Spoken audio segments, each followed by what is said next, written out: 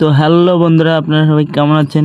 আশা করি ভালো আছেন। বেড়াতে এসেছিলাম আমি কুড়িগ্রামে। তো কুড়িগ্রামে আসার সময় আমি রাস্তা দিয়ে তিস্তা সেতু পার হয়ে এদিক দিয়ে রাজারহাট দিয়ে ঘুরতে এসেছিলাম আমি আর আমার এক জামাইবাবুর সাথে। তো ঘোরাঘুরি শেষে চিন্তা করলাম যে আর রাস্তা দিয়ে ঘুরে না গিয়ে আমরা নদী পার হবো, নৌকা দিয়ে নদী পার হয়ে আমাদের বাড়ি যাব। তো ঘাটে এসে দেখি এই প্রচন্ড গরমের মাঝে ঘাটে আমাদের পার হওয়ার জন্য যে নৌকাটা থাকার কথা সেটা আমাদের এখানে নেই।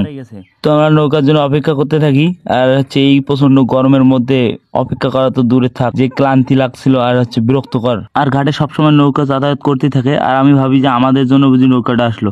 তো একটা নৌকা দেখা যাচ্ছিল যে হঠাৎ ও আসছে, আমি ভাবছিলাম ওটা আমাদের নেওয়ার জন্য আসছিল। তো হঠাৎ দেখতে দেখতে আমাদের অপেক্ষার পর শেষ হলো, আমাদের ঘাটে নৌকা এসে উপস্থিত হয়েছে। আমরা এখন নৌকার মধ্যে উঠবো। আর মেন কথা হচ্ছে আমি এখন গাড়ি উঠাবো, গাড়ি ওঠার জন্য গাড়ি ওঠানোর ভিডিও দেখাতে পারলাম না। যাত্রীগুলো নামার শেষে আমরা ওঠার পর ওপারে যাওয়ার জন্য রওনা দেবো। তো সবাই আমার পর গাড়িগুলো তোলানো শেষ করতেছে আর শেষ করার শেষে নৌকাটা চালু করা হবে। চালু করার পর আমরা চলে যাবো ওপারের দিকে। তো অনেকদিন যাবত নৌকা দিয়ে পারাপার হওয়া হয় না, তো আজকে ভালোই লাগতেছিল যে ঘোরাফেরা শেষে আমরা নৌকা দিয়ে পার হচ্ছি, এটা মজা হচ্ছে। তাতে আরো নদীতে পানি অনেক দিকে এসে, তো নদীতে অনেক পানি হলে আমাদের ভালোই লাগে, ঘুরতে ভালো লাগে। আর কৃষি জমিগুলোর প্রচুর ক্ষতি হয়, ক্ষতি হওয়ার কারণে অনেক জিনিসের দাম বেড়ে যায় আর আমাদের এইদিকে কষ্ট লাগে।